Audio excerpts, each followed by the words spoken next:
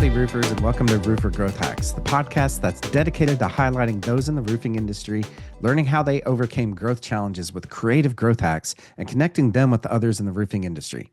I'm your host, Chris Hunter, founder and chief marketing officer of roofingsites.com.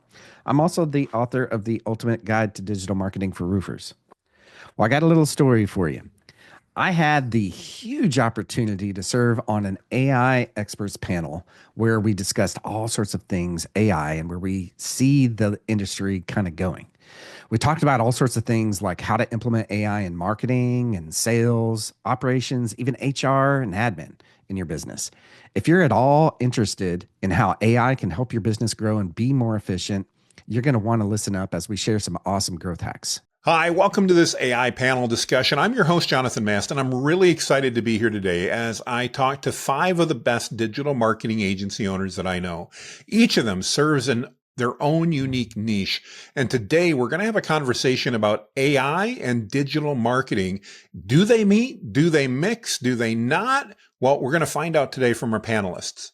Brad, you're next. Would you give us a 30-second intro, who you are and who you serve? Hey guys, it's Brad Kilgore here from America's Best Shops. And our goal in life is to help as many vehicle repair shops as we can out there, increase their bottom line and get more customers that like coming back.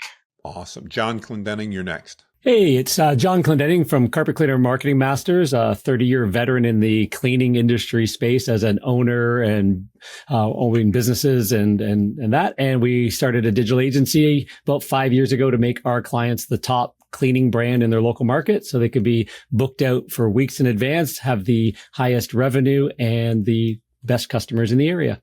Awesome. Chris Hunter. Hey there, my name is Chris Hunter, and I'm the Chief Marketing Officer of roofingsites.com. I help roofers grow. In fact, it's our mission to help 100 roofing companies double in size before 2028. Excellent. Laura? I'm Laura Southerly with Agtivation, and with Agtivation, we help precision ag equipment dealerships stand out online. We find that they are fantastic face-to-face, but sometimes online just doesn't resonate as strong. And that's where we shine and come in and take them that much further so that they can do what they like to do best, be face-to-face with their clients, but their website and their digital footprint is working for them behind the scenes to get them with the clients that they want. Awesome. Jen, we ready? I'm Jen Krigo. I'm the founder of Margo.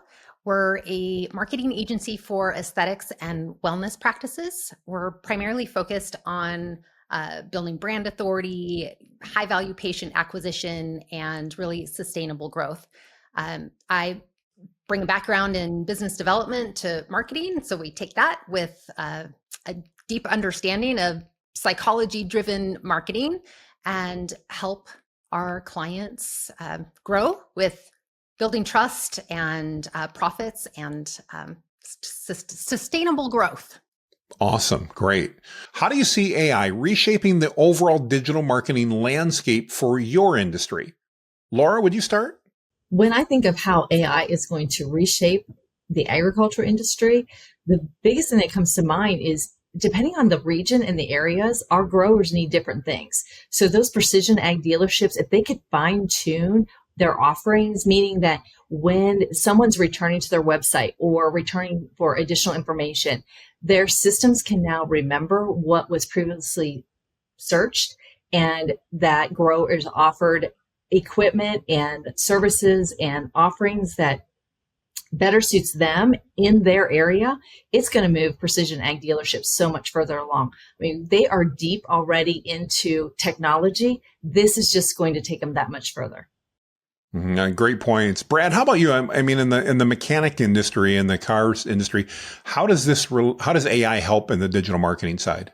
Well, honestly, AI is already reshaping the vehicle repair industry because you're able to create compelling content, powerful content, be able to tell your stories, use visuals, and shops could really generate better results faster without the need for a big marketing team. Excellent. I appreciate that. Jen, how about in the aesthetics industry? Where does AI fit in with digital marketing? Yeah, AI has already been being used in a lot of ways in the aesthetics industry already, especially with uh, skincare and the different softwares that are available, for different providers. Uh, but from a marketing perspective, like Brad mentioned, being able to go really deep with content and the business's stories, and AI just brings all of that much, much deeper than any human by themselves. Oh, excellent. I appreciate that. John, how about you? In the carpet cleaning industry, it's not necessarily known as being the most technologically advanced in every possible way. Does AI fit there from a digital marketing perspective? Well, I'm going to take a different bent on this one, because where I see AI really affecting digital marketing is on the search side of it as well. So obviously AI is a great tool. We'll talk about how people can use it to run their business, but search has now switched from rankings to reputation. So being the best known brand in your local marketplace is getting picked up by AI search engines, people using ChatGPT to ask who is the best carpet cleaner, and not getting a Google Maps perspective anymore, but actually getting generative AI, Gemini, answering that question. And if your clients can be put in that conversation, which we're noticing our clients are showing up at the top of that going, well, there's this brand, because of the way the content is being built and the FAQs and all that, people are going to be using less and less search and more asking deeper questions into AI. And as a small business owner, you better be the one that gets pulled up in the local marketplace, or you're going to be invisible. That's a really good point. You talk about local, and Chris, I want to ask you, as you work with roofers, how does AI help on that local marketing side to attract local customers? So I think really, and at least right now, until Siri or Google Assistant gets really, really smart and kind of starts taking over, I think Google is still the top dog for where we as marketers really focus for most, definitely for roofers. And I think that AI is going to drive that, is driving it, and has been driving it really for the past couple of years into a whole different area. And so we want to make sure that we stay ahead of the curve. When I say we, I mean we in the industry want to stay ahead of the curve because it's coming, it's here. And we have to embrace AI for us and our clients. Makes tons of sense. I appreciate that. Brad, talk to us a little bit about AI tools and how they help you and your clients gain a better understanding of the customers that they're dealing with, and maybe customer segmentation. Sure, Jonathan. I mean, AI tools can track and analyze customers, how they interact with your websites, your ads, your social media, and really highlight what services people are most interested in. Maybe when they're most likely to book an appointment with you. You can even use AI to predict what offers might resonate best with customers. And I think that at the end of the day, that kind of insight really helps you market smarter, not harder. Chris, in the past, we've talked about how sometimes agencies, just because of lack of time and budget on the client side, created a more maybe generic campaign as opposed to a more specified and specific one for audiences. How does AI help you segment your clients' audiences in order to get more leads and better response on those marketing campaigns? Yeah, and that's a good question, and that's something honestly that we're still kind of tackling, as an agency. But I think the bigger part of that, the bigger question is really mapping out for every single client the customer value journey, right? And having each stage really kind of mapped out. You talk with the client, you kind of get a good idea of what exactly do you want to happen at each of these stages. Then we can take that information back and build all those campaigns, because we've got a transcript of that conversation with that client, which, by the way, wasn't available like 10 years ago, right? And so it's a lot easier nowadays to get those transcripts, feed it into something like ChatGPT that is, by the way, trained on that client, okay, which is really the key to all of it, is ensuring that we're actually training that specific AI on our clients. And that's where we get that hyper, localization and personalization for every single campaign. Makes great sense. Laura, from your perspective, obviously I know ag dealers there's different implements, different types of farmers are dealing with all that. How do you see AI fitting into that customer behavior and understanding the needs of each of those customers, maybe in a way that helps customize those marketing campaigns? One thing that the ag industry does extremely well is they really do have that personalized bond, and they work very closely with their growers. So whether they're on their farms or whether they're coming in to talk to them about agronomy plans, this is just going to take it that much further, because before, when we would mention A/B testing or, hey, let's see how this does versus that, it was too much for them. And this gives us an opportunity to go and do a lot of that research for them and bring that information to them to be hyper personalized. And they're going to be able to, right now, they've collected a lot of agronomy facts, figures, graphs, a lot of just information.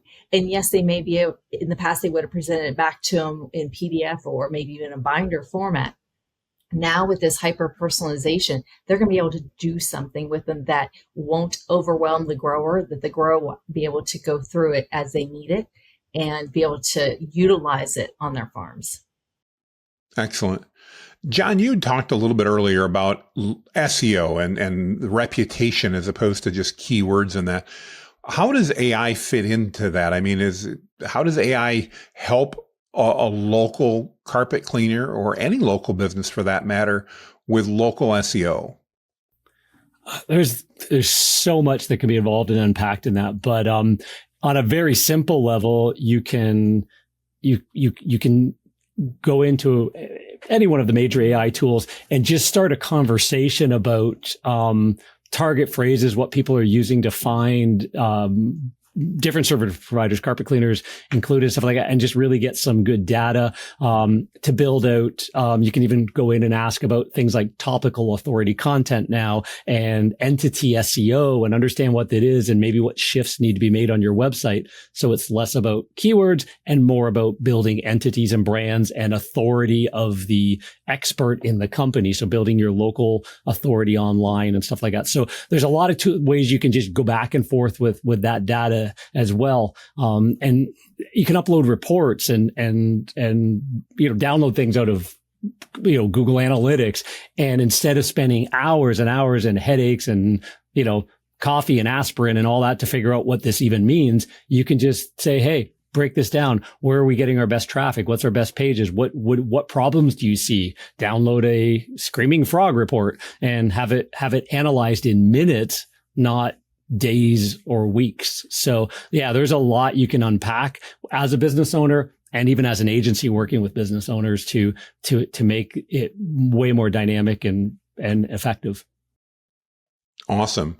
Jen, how about from your perspective as you're taking a look at the aesthetics clinics you're working with and not only a local SEO part, but also targeted advertising? I know, they have different products, different profit centers, different ways to get people into the clinic and that type of stuff. How do you see AI changing maybe the way that's happening or playing the role currently with your aesthetics clients?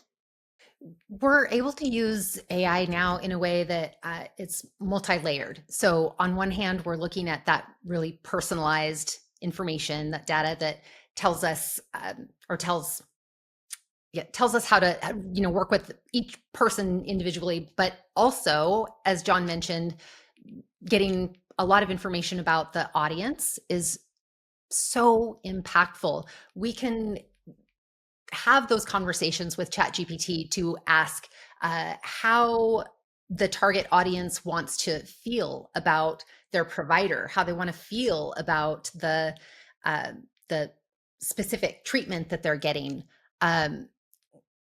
not just what their challenges are that, we all know kind of what the general challenges are for adults, but really going much, much deeper with AI. Yeah, really, really insightful. So Chris, talk to me a little bit about analytics and actionable insights. John was talking earlier about obviously the value that we've got more data now that we can analyze, and AI can analyze that a lot quicker. But talk to us a little bit.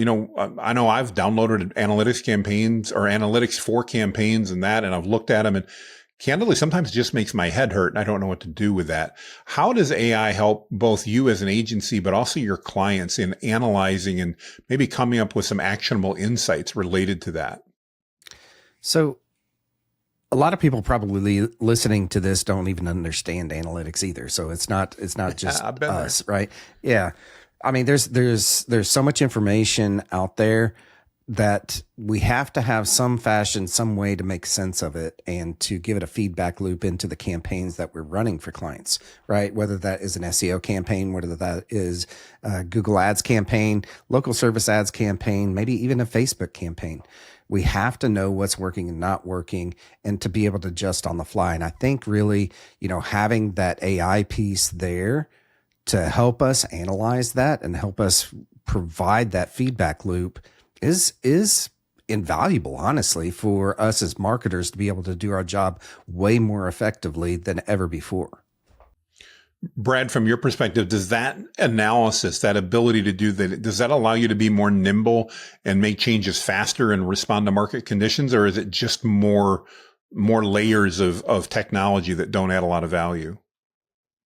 Well, I honestly think that Chris made a lot of good points, as did some of the others.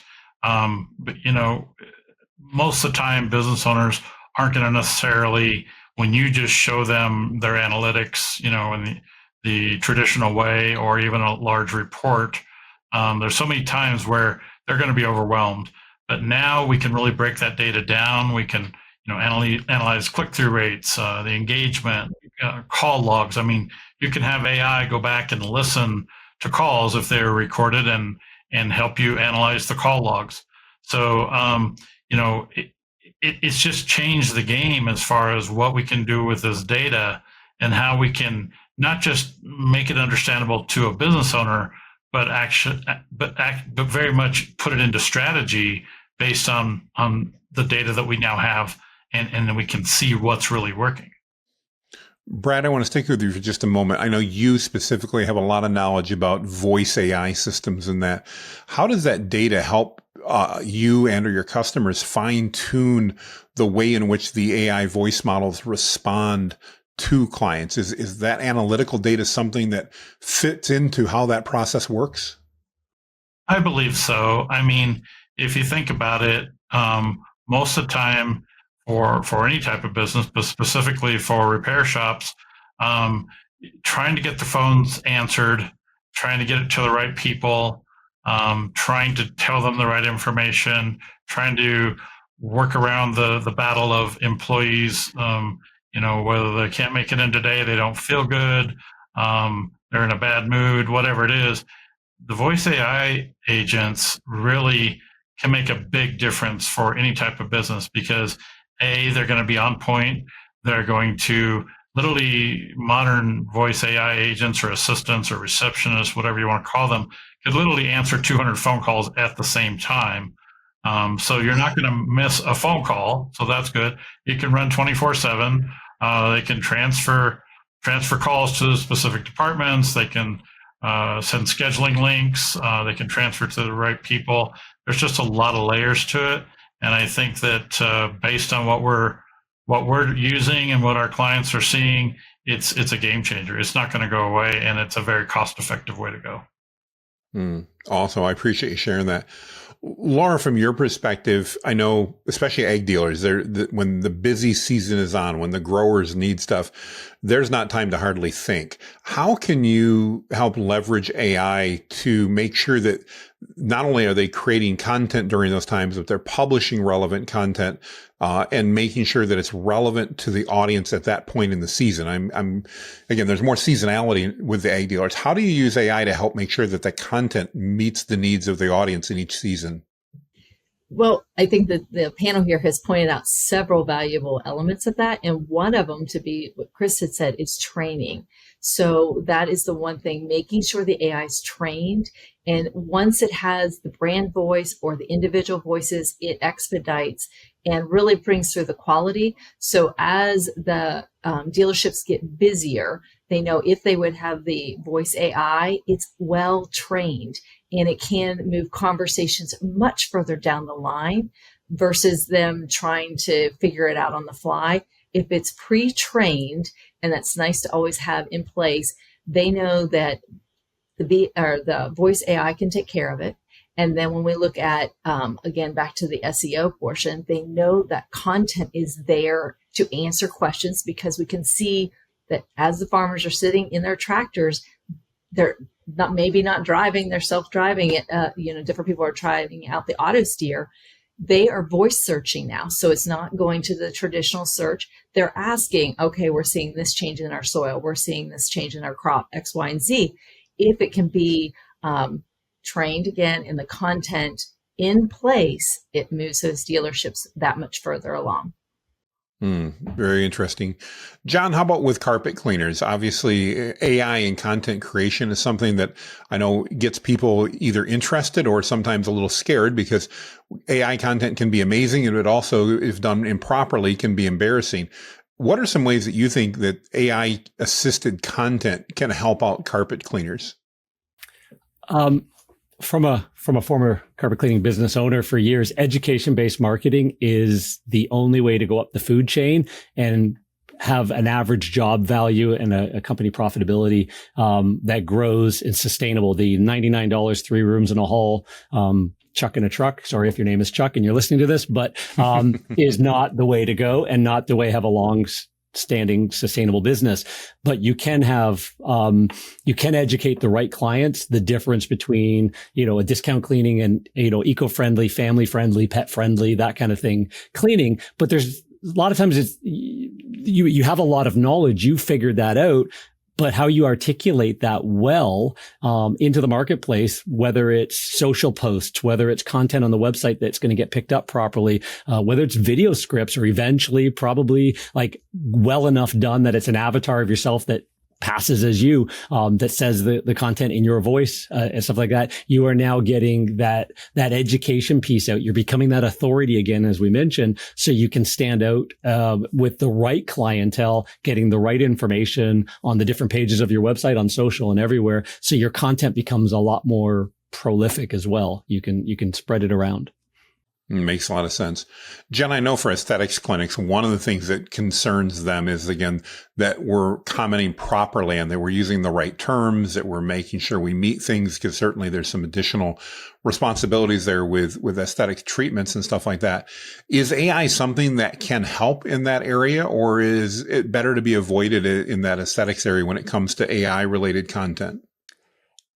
It's amazing with aesthetics clinics. Like others have mentioned, the training is really key. And then on top of that, the more we do with that AI, the more training we're feeding back into it. And so it just continues to improve exponentially. The way that I see using AI with content, with aesthetics, and with wellness clinics is really like, I am the bionic woman with AI. And so I don't know if any of you guys remember the bionic woman from the 70s. Oh, I do. Absolutely. She was part machine and she was amazing. She could like jump and run and like do all these things that like me as a human woman, I could not compete with her in the slightest. And I feel like that's what AI does for us with our aesthetics clinics. Like, try competing with Wonder Woman or Bionic Woman, or, try it. You'll have a hard time keeping up. So AI can be beneficial for every single wellness clinic and aesthetic clinic. I love that. Thanks for sharing that. Chris, as we look at market trends, I know, sometimes industries seem to not have them, but I know in the roofing industry, there's definitely trends and emerging opportunities in that. Any thoughts on how AI can help identify what some of those market trends are and or emerging opportunities so that the roofing companies you work with can actually be earlier and take most opportune advantage of those opportunities? The short answer to that is yes. I think that, obviously, with every market, with every industry, there are different types of trends and there are different things that are happening. In the roofing industry right now, what's happening on beyond just marketing side of things is sales, right? Is implementing those voice and chat voice bots and chat bots and so forth. But there's other things that are coming, other things that like, AI powered drones that are identifying hail spots better than humans are. Okay. And being able to create estimates on a heck of a lot faster time frame. I've got some roofers that would take weeks to create estimates, and we're like, hey, it's speed to sale, man. You got to get this going. And with AI driven estimates and all of this stuff built in, we've been able to speed them up dramatically to like the same day getting an estimate, because just like speed to lead, it's speed to sale. The first person who can make that sale wins, So if you can get an estimate done, if you can get the sale completed, you're going to win in your market no matter what. And it's technology, like AI, but I mean, it's the technology's been around a long time, right? Back 10 years ago, we still had, roofers that were not even using a computer. So getting them to use AI is just that other logical step along the way. I still have roofers that come to me with little notebooks full of all of their stuff. And I'm like, you got to stop that. Use technology to its finest, please. Laura, I know in the ag equipment, a lot of the manufacturers are implementing a ton of technology, and I'm assuming AI is part of that, although I don't know specifically. From your perspective, how can AI help the dealers stay on top of those trends? Because we know the manufacturers, they're there to sell whatever product they make, but the dealers are really there to serve the growers and to make sure that they're getting the right information to the growers that they need. How do you see AI helping the dealers that you work with keep on top of those market trends? Well, I think one thing that I reiterate with, again, agriculture, they want to be face to face. They like that handshake. They're really personable. So I always mention that AI is not going to take any of that away. It's not going to replace them. It's just going to make sure that they're more efficient. But I want to just mention about the communication and interviewing AI and asking them that exact same question, because they are still very unique. And we want their voices and their brands to still be very unique out there. So even though a manufacturer might be presenting the exact same information to everyone, if they have that conversation back and forth, and you can argue with AI, I think we tend to just want to take it as this is what AI said, this is most what I do. But if we look at what works best, they're successful businesses already. We just want to amplify and take them that much further and put that out online so other growers can see it. If they can go ahead and have that conversation back and forth with AI, say, this seemed to work, or, whoa, this spring got really wet. How can we adjust? AI is a great companion to go back and forth, especially if it's trained with the areas that they need. That makes so much sense. John, next I want to talk a little bit about monitoring and managing reviews and reputation online. And I know for carpet cleaners, that's a really big deal. It's not something that the average consumer is necessarily buying every week or every month. And so, they're looking at those reviews and stuff like that.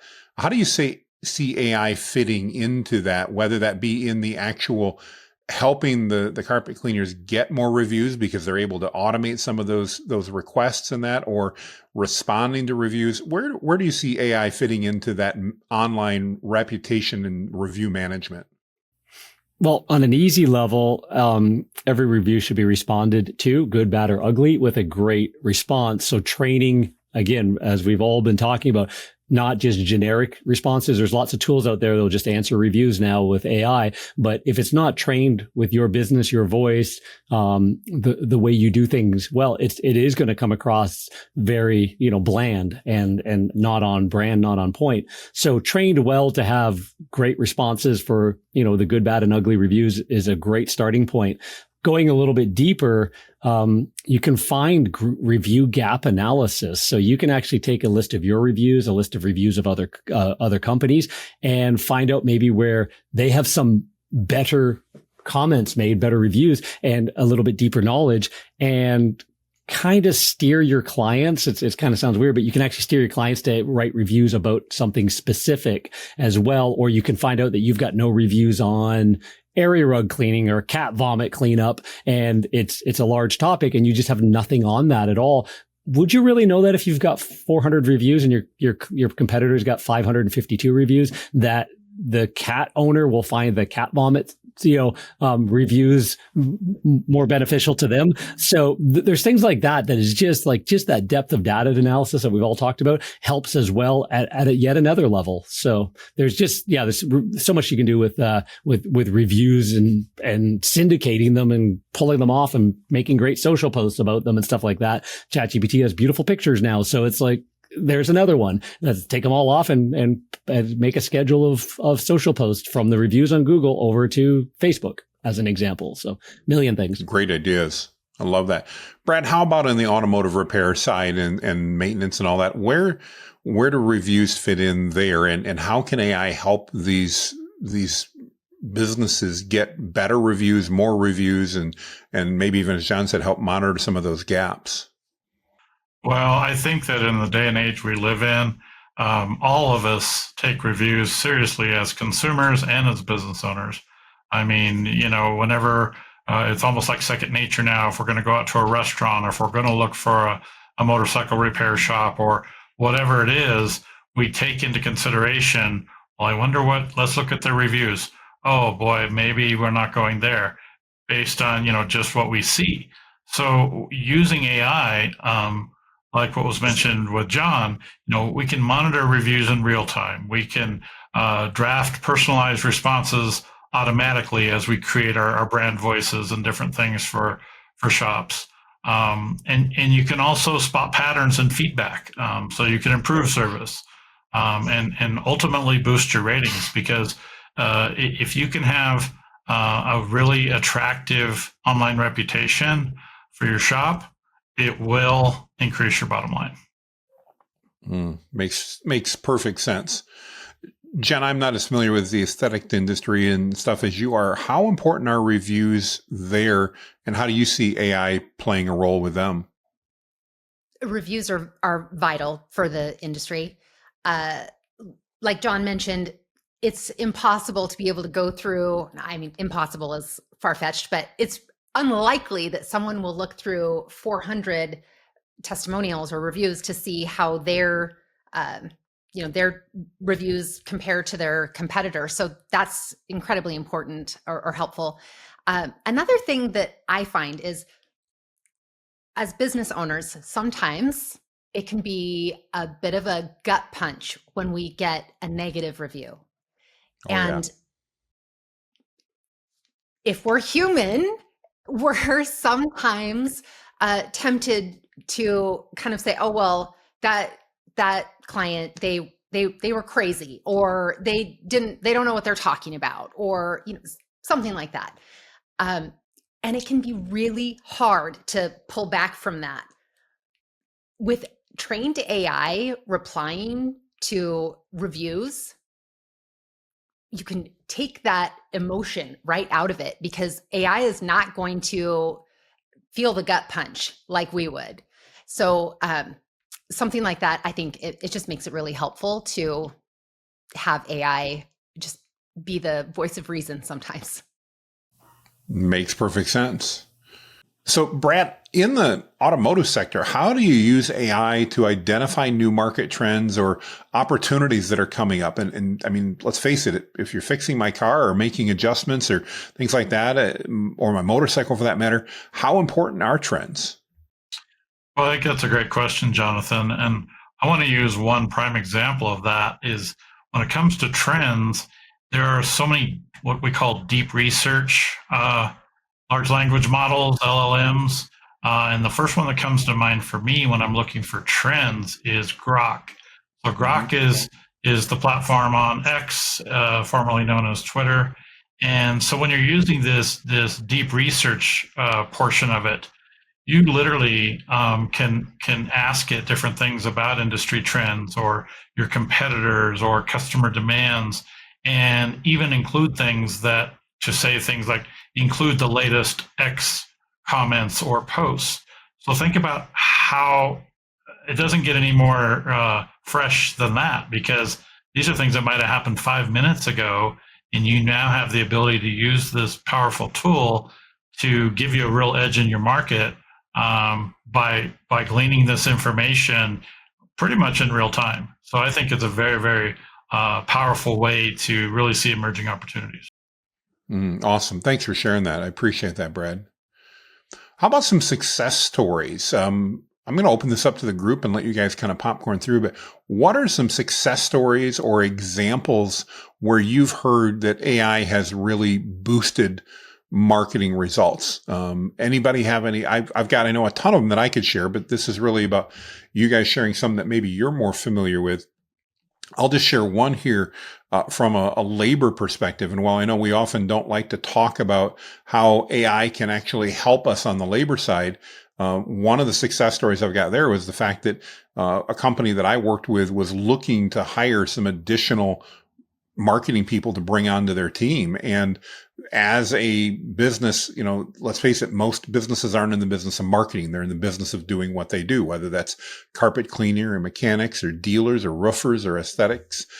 And they were able to leverage AI with the team they had to actually create better results. And what I heard back was it even by collaborating with the agency they were working with, because that agency was AI related, they were able to boost some of their ad results, lower some ad spends, and really just optimize so much of what they were doing. The particular case study that I know of, you know, they were estimating that they were able to increase sales by nearly 30% by just personalizing and optimizing some of those campaigns.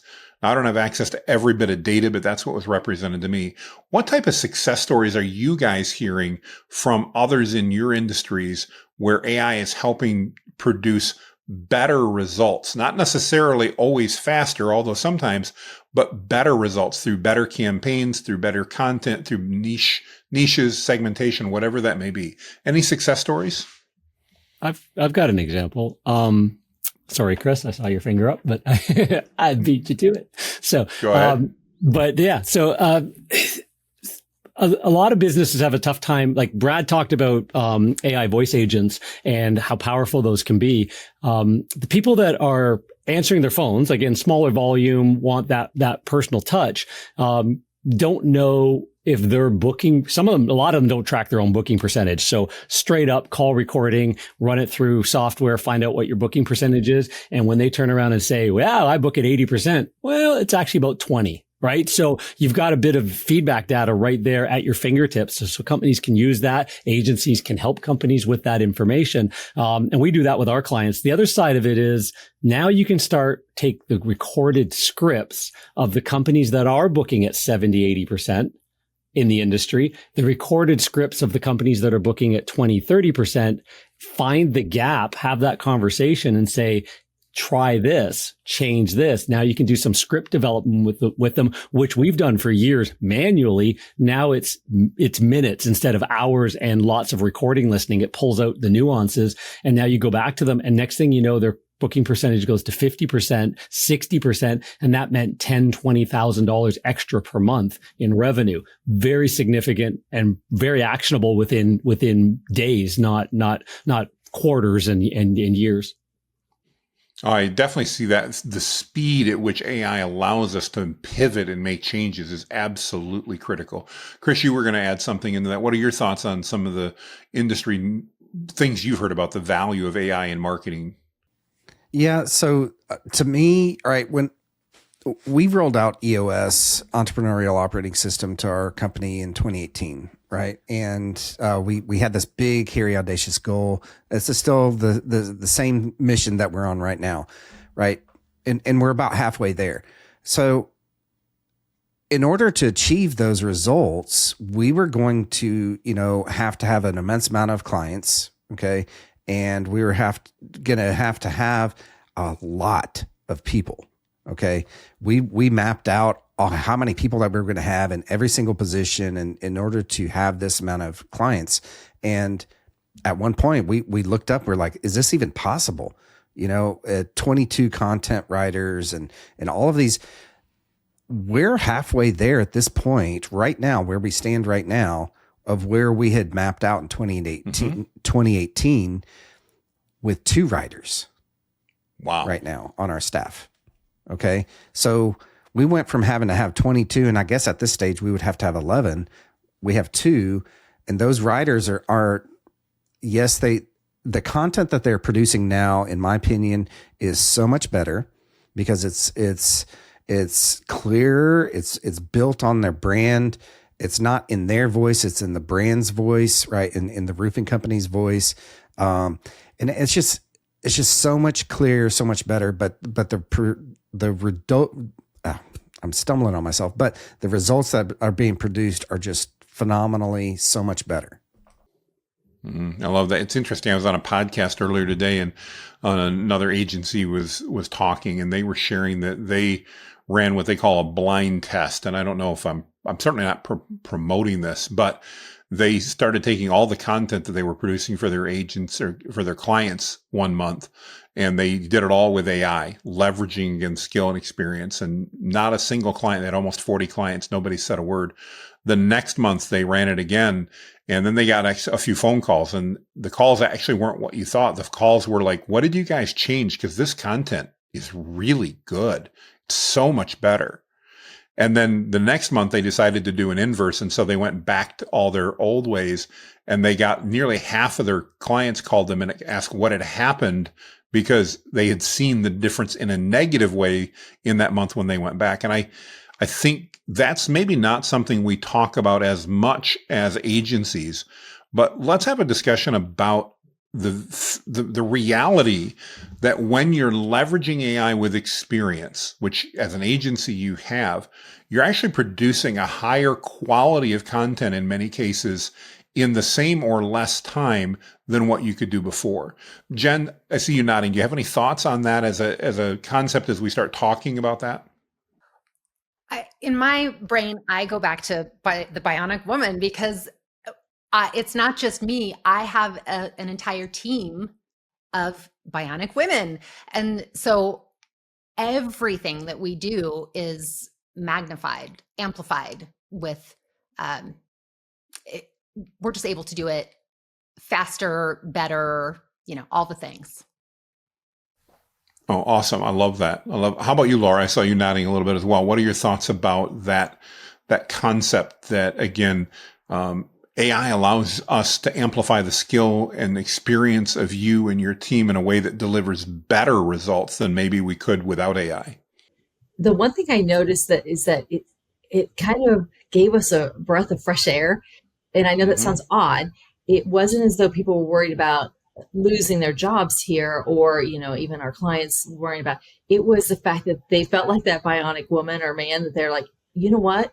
I now can make a better content page or blog post, and so they take, because again, everything's trained in the brand and of the customer, we're able to go and include the audience who we want to engage with that particular page or blog or research article, and we're able to take their video content. So as the clients have had videos, we're able to take different angles on those videos now, and it didn't seem to be such a task. Some of it, if it's more of a research or educational piece that may not be very entertaining, sometimes it was difficult to say, what can we redo with that information? The part of success that we noticed is that as we were getting busier, we were able to still keep the brand voice moving forward on the clients. So if I had to pick up and write it still sounded like my professional writers on my team, because again, we had the capability of having that brand voice pulled through. Excellent. I love that. I love that. So we've been talking a lot about the positive impacts of AI and how it can positively move things. But as your clients start implementing that, and that there's also some things that they probably should be aware of. I don't want to call them risks per se, but an educated buyer always does better. What, Brad, from your perspective, are some of the potential gotchas that your clients should be paying attention to? Because, of course, we've got agencies from all over telling now how we're going to automate everything, and for $50 a month, we're going to take care of everything with AI. By the way, I don't believe any of that. But what are some of the gotchas that you think businesses need to be aware of as they're hearing about all these AI marketing services that are available? Anything you've got in mind there? Yeah, absolutely, Jonathan. I think it's a great question. The learning curve is real. I mean, the people that are on this panel, myself included, we take what's happening with AI in the marketing space very, very seriously. And I know for me, I put in countless hours, learning, refining, training our team members, and all these things. So if you are a business owner and you are at this point saying, I want to try to do some of these things myself, I'm maybe not that tech savvy, then there's two things. One is either start small, learn as you go, don't be afraid to ask for help. But the flip side of that is maybe it makes sense to hire somebody like somebody on the panel here who lives and breathes it to help you. Because I know for me, I don't work on cars, so I don't work on motorcycles. I don't attempt to do that, so I wouldn't go down that road for me. And so maybe in some cases, I've worked with many multi-million-dollar business owners in the shop space that really were very, I called, lack of a better word, kind of a tech tard.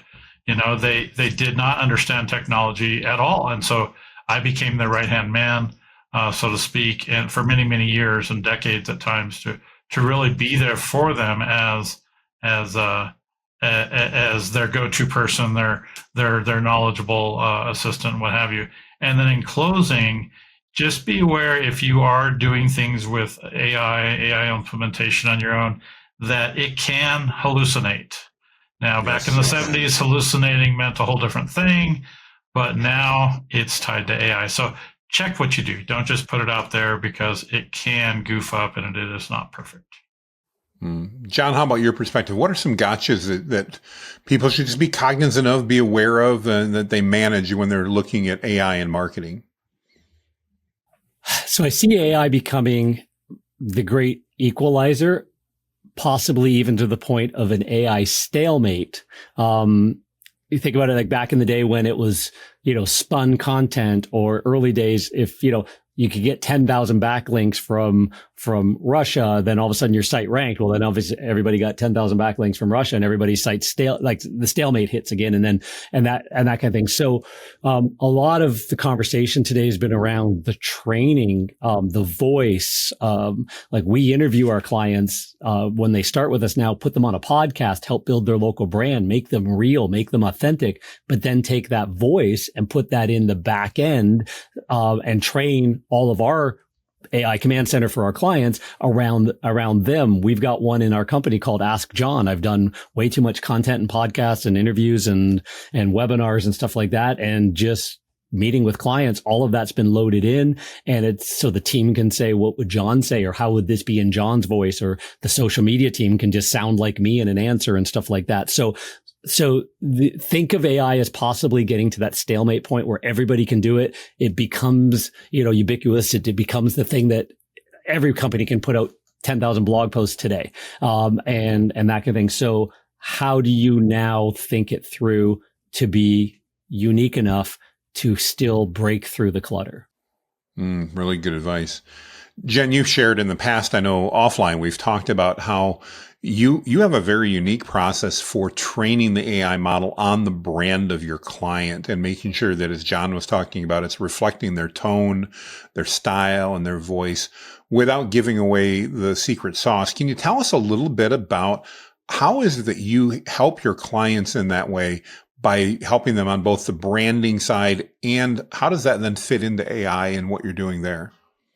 Yeah, we do go through an extensive process to train the AI. We call them brand authority assistants, and we have a lengthy interview, client interview.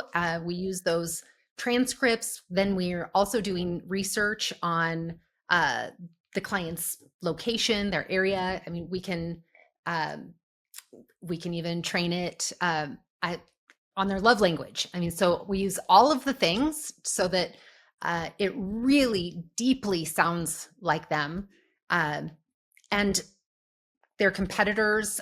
Just a lot of research goes into that. I love hearing that. And I assume that's part of the value that you're bringing, though, because you're then making the AI assisted content you do, the AI assisted marketing strategy. It's understanding the client. And so it's adding that much more value. Am I correct in that assumption? Yeah, we've actually done a comparison to the content that we're able to create. Well, we're still using AI, but we're using it in a way that what we call our specialists. And those are like the format for a blog post, for example, and they're very trained on that. Just that alone with some information about the client compared to using that specialist AI tool with a brand authority assistant, the difference is night and day. You can't come close to the kind of content that we're producing with the assistant that you get without it. So it's extremely impactful. Excellent. Thanks for sharing that. Chris, how about you? Some gotchas in the AI. I know, again, that's something that's out there. What are there any recommendations that you have for your clients and for businesses in general as they start looking at this to either be wary of or be aware of or just even pay special attention to? So I had a conversation with a client yesterday, kind of surrounding this exact topic here. We were going through, what Jen was talking about, this interview and getting the information that we needed in order to train all of our AI tools, right? That we're rolling out for this client. One of them being voice AI. Okay. And so his question to me was, well, when is the outbound going to be ready? Okay. And so when I say outbound, meaning calling out, the voice AIs are going to be able to call out. So it's very close. And this is exactly what I told him. I said, but we have to be very careful about regulatory stuff that's going to go along with this. Okay. Because, if you're doing outbound phone calls using AI in California, that's where he's located. I said, I guarantee that the lawmakers are going to shut that down pretty quick. Okay. Because us marketers, we have a tendency to screw stuff up. I mean, we overdo things, yes. and that's exactly what's going to happen with outbound voice AI. So be very, very careful about that. Be very careful about even text messaging, right? Using AI in outbound type AI. So there's a lot of things that you kind of have to have a grasp on the industry, as well as regulatory issues that might kind of come into play. With our voice AI, we are very, very clear that this is a voice AI, and it's all inbound right now at this point, but we're very clear that, hey, this is Samantha, our AI voice receptionist, and all of our humans are busy right now. How can I help you, kind of a thing. So it's very clear, and we wanted to be very clear about that, so that maybe down the road, if a law is passed, it's not going to affect, or we don't think that it's going to affect our clients nearly as much. It makes tons of sense. I like that. And it's interesting. Just today I was reading on things like A2P confirmation and that, and how much more difficult that's getting to be. And again, not a surprise. We mix the government in with anything, and it's going to get much, much more difficult. But I think your point's well taken there too. It's to be careful about diving full force into some of these things like that, because sometimes those technologies may not be as good as those hyping them, shall we say, come along the way. Laura, how about you? Obviously in farming, on one side, farming is incredibly technological in what they're doing and how they're working, especially in the precision ag industry. But on the other side, sometimes farmers are perceived as being a little bit slower to take up the latest technologies. From your perspective, speaking to the ag dealers that you work with, what are some things that they should be cognizant of as they start looking at implementing AI and or using AI-based marketing strategies? Any thoughts? Well, and I think that is one of the misperceptions of that they may be a little bit slower with taking up the technology, but yet the tractors blow me away as to what is inside them, the automation and how the software updates yearly. I mean, it is a monitor training is huge in the spring for, anybody that's using any of the advancements in technology. And it's just incredible to watch how the systems work together. So I don't think that's as much as a roadblock. The biggest thing is, again, that face-to-face. They want to be have that personal connection. So even with the voice AI, it's more setting the answering of the phone past 6 rings because they know that they want to be the personal one, but it's nice to have that picked up and have that conversation to get to the right person. I'll just, because it really hasn't been mentioned, and I know that advancements are being made leaps and bounds, but imagery, I know that I've had many conversations with you as to if they would like to use AI to create any kind of equipment or crops, you just have no idea what you're going to get sometimes. Now, like I said, we see that changing, and the blessing is that a lot of our dealerships are able to get the photos that they need out in the field or but that will be a huge advancement if we're able to get the imagery and it's representing what the dealerships actually want to put out there. So that was the only thing that they need to kind of take a double check and really look at that photo before it goes online. And then as it was mentioned about the hallucinations, sometimes crop prices is crazy. So when we get any kind of numbers or stats within anything, we need to make sure that they are, everything is human reviewed, but we want to make sure those statistics are correct. And so I think that that's the biggest thing. And AI gets tired. And we see that as we're asking the questions and going back and back and back and forth, we find that sometimes the answers get a little bit off the more that we have that conversation. Awesome. Great stuff. So Brad, as we look at 2025, we're obviously doing this just at the end of the first quarter. What are some of the things that you think, or maybe the thing that you think your audience needs to be paying attention to as it relates to AI and marketing in 2025? I think that's an important question as we, move into April. Some of the main things that I see happening, it's more than just one, but I think AI voice agents is huge for any type of business, so that your calls are getting answered, they're getting recorded, you're getting notified that you had a new call and that you're not losing business. But the other piece that I really see happening is whether it's a full-on custom GPT, which are things that everybody on the call here knows about, where we really train AI to know everything about your business and what have you. I mean, imagine a system that could follow up on quotes, write your emails, even predict your customer needs, could look up what are the OSHA rules in your state for that particular scenario. All these things, it's not just where it's headed, it's available right now. Good stuff. John, how about you? What's one thing that you think your audience needs to be paying attention to as we move forward in 2025 as it relates to AI and strategy for marketing? Yeah, that's a hard question to think of the one thing. The voice agent that Brad mentioned, definitely. In our world, we're a lot like Laura talked about. Cleaners should be having somebody dedicated to answer the phone live first, create that real person, or you end up commoditized and stuff like that, and then have the fourth number rollover.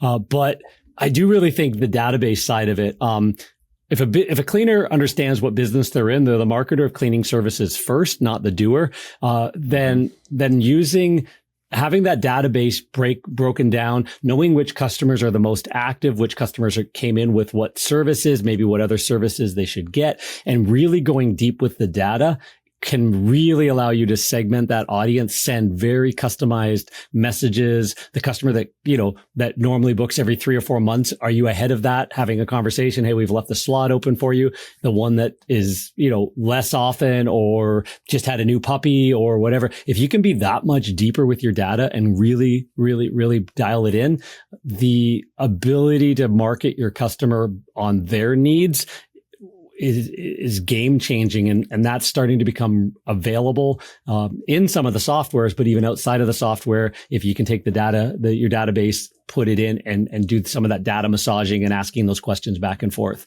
just better marketing by a lot. Awesome. Thank you.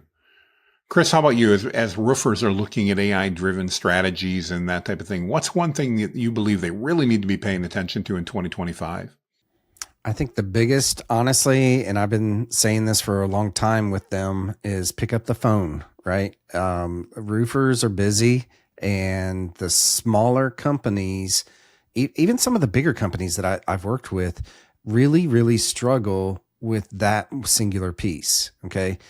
They might have someone, sitting in their back office, one person possibly that's answering their phones.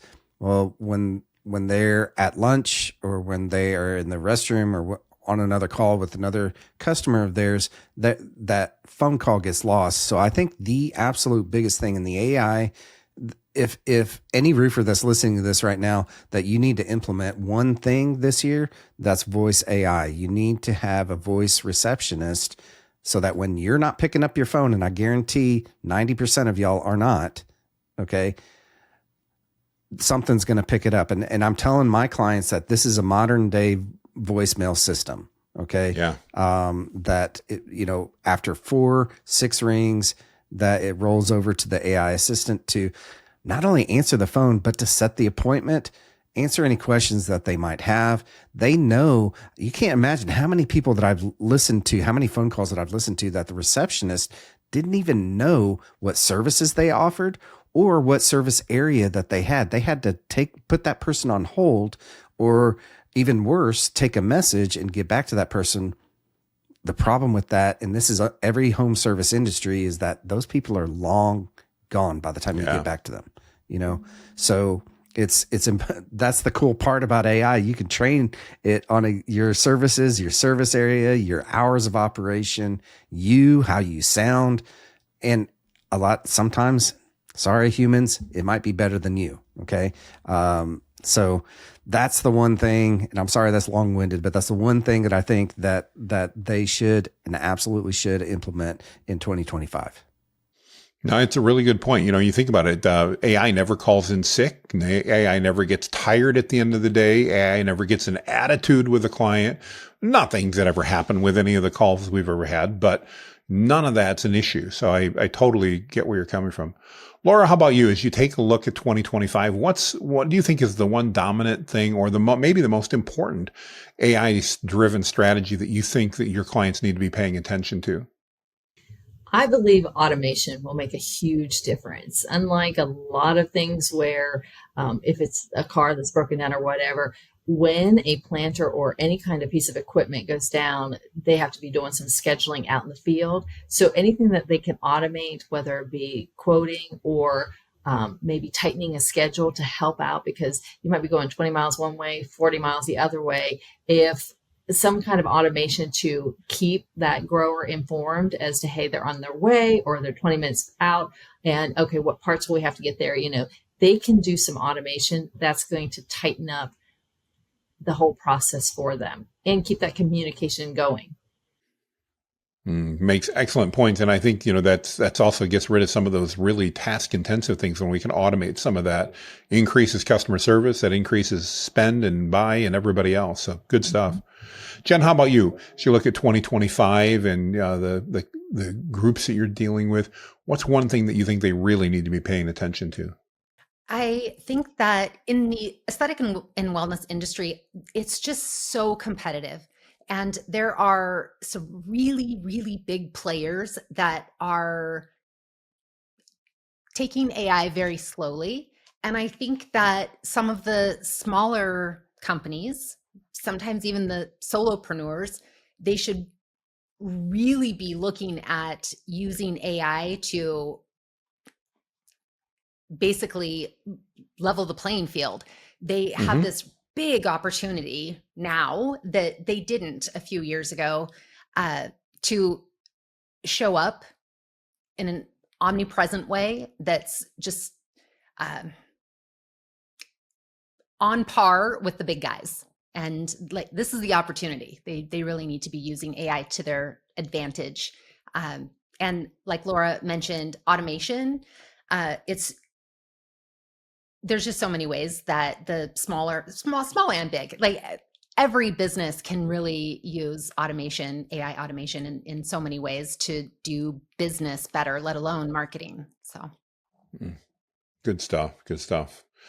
So Jen, as we talk about AI gotchas, things that maybe people need to be aware of as they go forward, what are some of the gotchas that you really think they need to be aware of and cognizant of? I think it's important that people don't fall into the trap of thinking that AI is a good shortcut, that they can, Yes. get all this benefit from AI like really fast by not putting in the work. And that's just not how it works. No, I think you're so true. I know I often talk about AI is not the easy button. It's an easier button, but it's not the easy button, and it's not here to replace you. AI can write a social media post for you, but not necessarily one you want to post without reviewing it. And it can write ad copy for you, but not necessarily that's going to convert unless you've really trained it well and amplified this. I think that's a great one. Thanks, Jen. Thanks. So Chris, talk to me a little bit about the opportunities that you see when it comes to AI and marketing for roofers in particular. Really, the biggest opportunity is that we have to, it's a mindset shift. Okay. And I talked about this earlier about, technology in general. When I first went into business and this is going to really date me, but, I first started this whole journey in the marketing industry in 1998. Okay. It was a really, really hard sell back then to sell websites. It was still a fad. We had just gone through the .com bust and all that kind of stuff. And a lot of small businesses just didn't understand what I saw, which was the power of what the internet really was going to be. Okay. Now, could I predict that it was going to be in everyone's pocket and in everyone's watch and soon to be everyone's, eyeglasses and so forth? No. But back then it was an opportunity to really get beyond just everything as being static brochures for your small business. Well, AI is that same opportunity right now. Okay. And it has been for the past couple of years, 2.5, 3 years.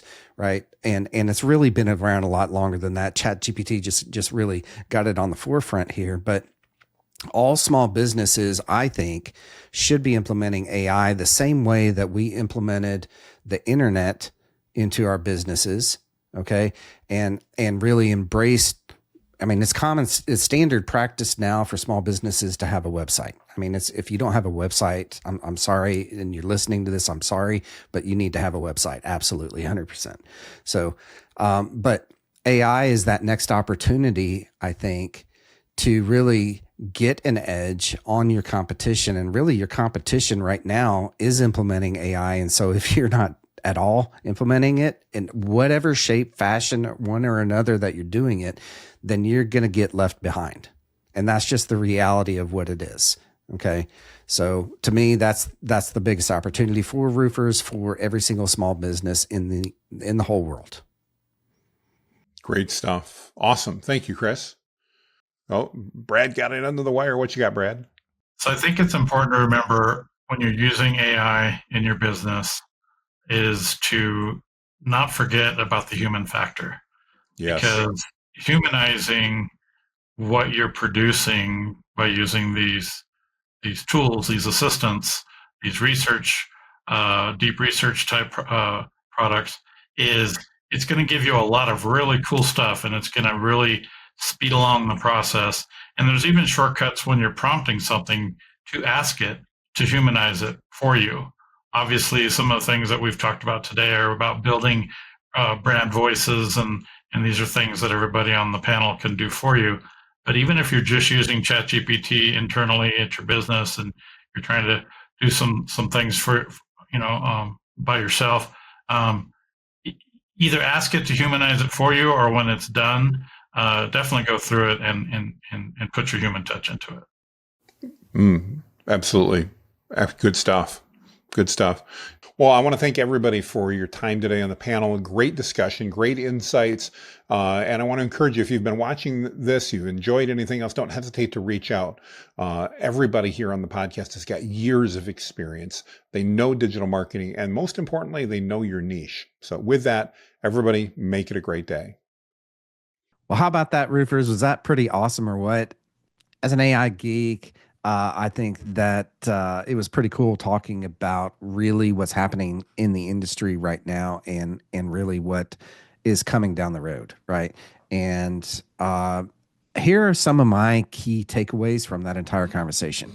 Number one, AI is not just coming, it's here. If you're not busy incorporating it into your business right now, or figuring out or hiring someone to figure that out for you, then you need to do that ASAP, because your competitors are. And if your competitors are younger, honestly, the younger people that I talk with embrace AI right now. Okay. And they're talking about how to incorporate AI from the start in their startup type business. Okay. So if you're old hat, and you are still doing things quote unquote old school, like with worst case scenario, you're still working out of a notebook, you need to digitalize your business now. Okay. To even keep up. And then I say on top of that, we need to start figuring out ways to plug in AI into your business. Okay.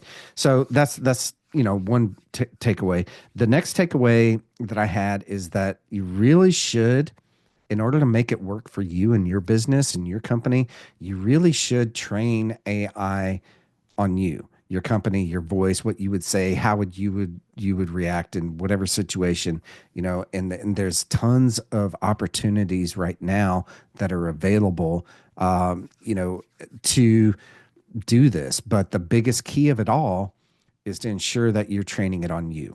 Okay. Your data, your voice, anything like that. We're doing that currently with all of our clients, and going through and training AI on our clients.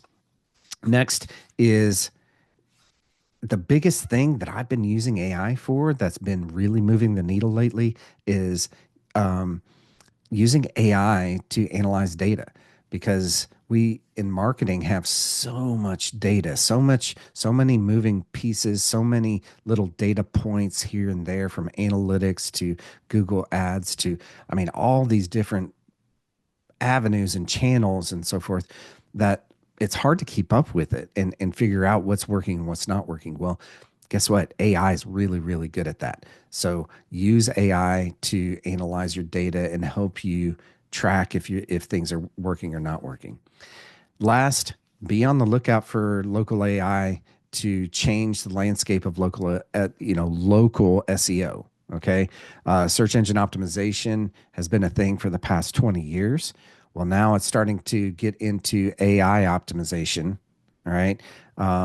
Once if Siri ever figures it out and gets smart, okay, and it's going to be a game changer for the local landscape. Okay, so be on the lookout for that.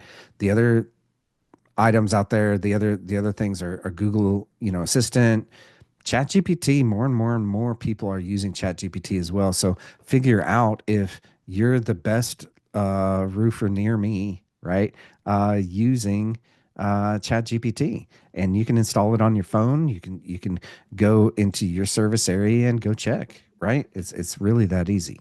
Well, that's going to do it for another episode of Roofer Growth Hacks. I hope you enjoyed this episode. I know that was a little bit longer, but there were a lot of really good tidbits that were in it. I hope that you connect with everyone that is on the panel out there. I also hope that you connect with me on LinkedIn or Instagram or Facebook or YouTube, and check out our website at roofingsites.com. Now, while you're there, go ahead and listen to previous episodes of Roofer Growth Hacks. I want to give a huge shout out to our sponsor, roofingsites.com. Since 2018, roofingsites.com has helped roofers double their sales by getting their marketing right using the 4R roofing marketing system. If you're a roofing company owner wanting to grow your business, be sure to go to roofingsites.com and sign up for a roofing marketing strategy session with me. Also, this past year, I published my book, The Ultimate Guide to Digital Marketing for Roofers. If you're a roofing company owner and you don't have this book in your hands, I will send you a free digital copy.